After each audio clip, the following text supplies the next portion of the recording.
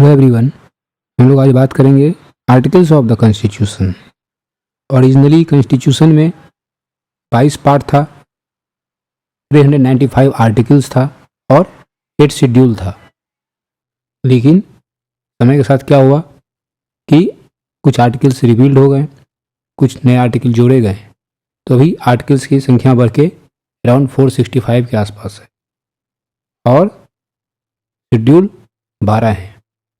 अगर शेड्यूल की हम बात करें तो फर्स्ट शेड्यूल में है states and union territories with territorial demarcation. Second schedule में क्या है? सेकेंड शेड्यूल में है सैलरी और allowances of various office bearers of union of India. Third schedule में है oaths and affirmations of various office bearers of the union of India, जैसे कि minister for the union, candidate for election to the parliament, the judges of the Supreme Court and CAG, state minister, a candidate for election to the legislature of a state, a member of legislature of a state, judges of a high court. Schedule 4 में है allocation of seats in the council of state to the states and union territories. Schedule 5 में है provisions relating to the administration and control of scheduled areas and scheduled tribes. According to this schedule, tribal land cannot be transferred to a private party.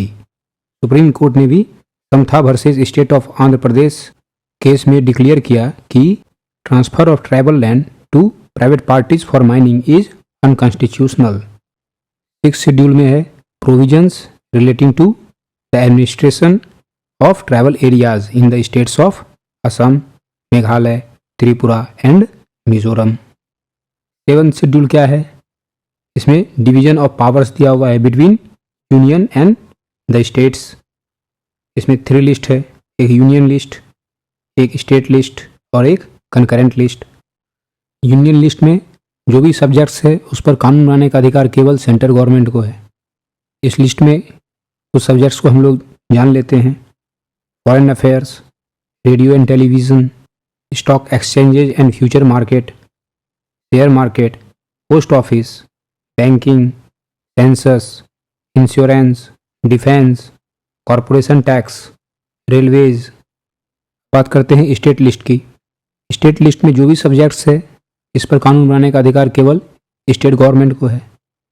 इस list में कुछ subjects को हम लोग जान लेते हैं: police, public order, public health and sanitation, gas, agriculture, railway police, prisons, Panchayati Raj, land reform. अब बात करते हैं कंकरेंट लिस्ट की।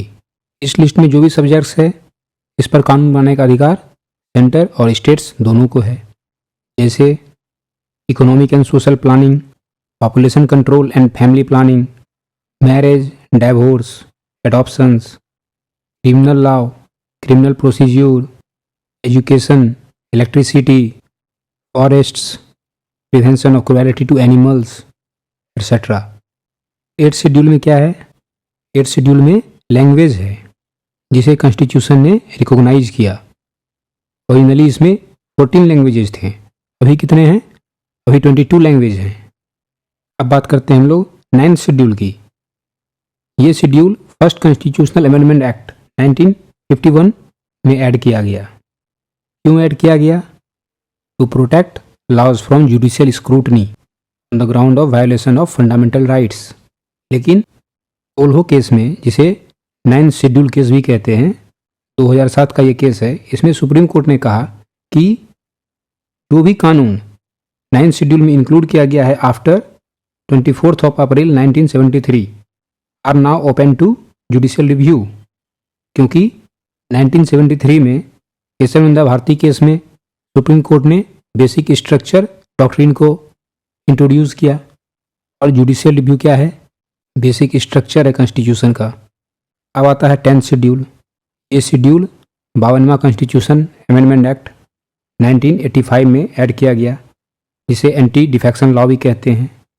इसमें प्रोविजन है disqualification of members of parliament and state legislature on the ground of defection. 11th schedule भी add किया गया है बाय 73rd अमेंडमेंट एक्ट 1992, इसमें क्या है, पावर है, अथॉरिटी है और रिस्पॉन्सिबिलिटी है पंचायत का। इसमें 29 सब्जेक्ट्स हैं। अब आता है 12th शेड्यूल। ये 74th अमेंडमेंट एक्ट 1992 में ऐड किया गया। इसमें पावर है, अथॉरिटी है और रिस्पॉन्सिबिलिटी है किसका, म्यूनिसिपैलिटी का। और सब्जेक्ट्स कितने हैं, 18। हम लोग अब बात करते हैं इंपॉर्टेंट पार्ट्स की। तो पार्ट 1 में क्या है, union and it's territories. Part 2 में क्या है, सिटीजनशिप। थर्ड पार्ट में क्या है, फंडामेंटल राइट्स। पार्ट 4 में क्या है, directive principle of state policies.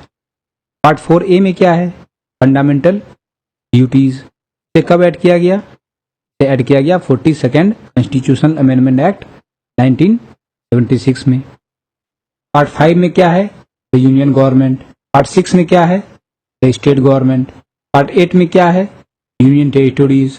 Part 9 में क्या है, पंचायत। से कब ऐड किया गया, से 73rd कॉन्स्टिट्यूशनल अमेंडमेंट एक्ट 1992 में ऐड किया गया। पार्ट 9A में क्या है, म्यूनिसिपैलिटीज। से कब ऐड किया गया, 74th कॉन्स्टिट्यूशनल अमेंडमेंट एक्ट 1992 में। पार्ट 9B में क्या है, कोऑपरेटिव सोसाइटीज। से कब ऐड किया गया, 97th कॉन्स्टिट्यूशनल अमेंडमेंट एक्ट 2011 में। पार्ट 10 में क्या है, the scheduled and tribal areas. Part 11 में क्या है, relations between the union and states. Part 14 में क्या है, services under the union and states. Part 14A में क्या है, ट्रिब्यूनल्स। इसे कब ऐड किया गया, 42nd कॉन्स्टिट्यूशनल अमेंडमेंट एक्ट 1976 में। पार्ट 15 में क्या है, इलेक्शंस। पार्ट 16 में क्या है, special provisions relating to certain classes. Part 17 में क्या है, ऑफिशियल लैंग्वेज। पार्ट 18 में क्या है, इमरजेंसी प्रोविजंस। और पार्ट 20 में क्या है, अमेंडमेंट ऑफ द कॉन्स्टिट्यूशन। हम लोग अब बात करते हैं इंपॉर्टेंट आर्टिकल्स की। तो फर्स्ट आर्टिकल में क्या है, name and territory of the union. Article 2 में क्या है, एडमिशन और establishment of new states. Article 3 में क्या है, formation of new states and alteration of areas, boundaries और names of existing states. Article 5 क्या है, citizenship at the commencement of the constitution. Article 14 क्या है, इक्वालिटी बिफोर लॉ। आर्टिकल 17 क्या है, एबॉलिशन ऑफ अनटचेबिलिटी। आर्टिकल 20 में क्या है, protection in respect of conviction of offences. Article 21A में क्या है, राइट टू एलिमेंट्री एजुकेशन। ये कब ऐड किया गया, 86th constitutional amendment act 2002। Article 22 में क्या है, protection against arrest and detention in certain cases. Article 25 क्या है, freedom of conscience and free profession, practice and propagation of religion. Article 29 क्या है, protection of interest of minorities. Article 39A क्या है, यह equal justice and free legal aid. ये 42nd constitutional amendment act 1976 में add किया गया। आर्टिकल 40 में क्या है, organisation of village panchayats. Article 41 में क्या है, right to work, to education and to public assistance in certain cases. Article 42 में है, provision for just and human conditions of work and maternity relief. Article 44 क्या है, uniform civil code for the citizens. Article 45 क्या है, provision for early childhood care and free and compulsory education to children below the age of 6 years। Article 48 क्या है, organisation of agriculture and animal husbandry. Article 50 क्या है, separation of judiciary from executive. Article 51 में क्या है, promotion of international peace and security. Article 54 election of president. Article 60 में क्या है, ओथ और affirmation by the president. Article 61 procedure for impeachment of the president. Article 74 council of ministers to aid and advise president. Article 75 other provisions as to ministers, जैसे the prime minister shall be appointed by the president and other ministers shall be appointed by the president on the advice of prime minister. Article 76 Attorney General of India. Article 78 duties of prime minister. Article 90 में क्या है, removal of deputy chairman of राज्य सभा और 94 में removal of speaker. Article 111 में क्या है? Power of president to assent any bill. Article 117 में क्या है? Special provisions as to financial bills. Article 119 में क्या है? Provision for regulation of law. Article 121 में क्या है?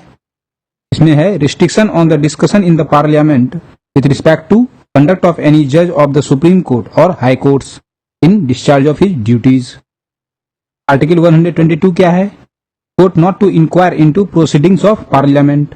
Article 123 power of president to promulgate ordinances during recess of parliament. Article 124 क्या है? Establishment and constitution of supreme court.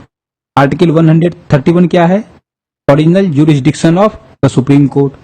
Article 148 में क्या है? सीएजी है। आर्टिकल 155 क्या है? Appointment of governor. आर्टिकल 162 में क्या है? Extent of executive power of state. Article 170 में क्या है? Composition of legislative assemblies. Article 192 किससे रिलेटेड है? ये रिलेटेड है the decision on questions of disqualification of members of the house of the legislature of a state. Article 215 क्या है?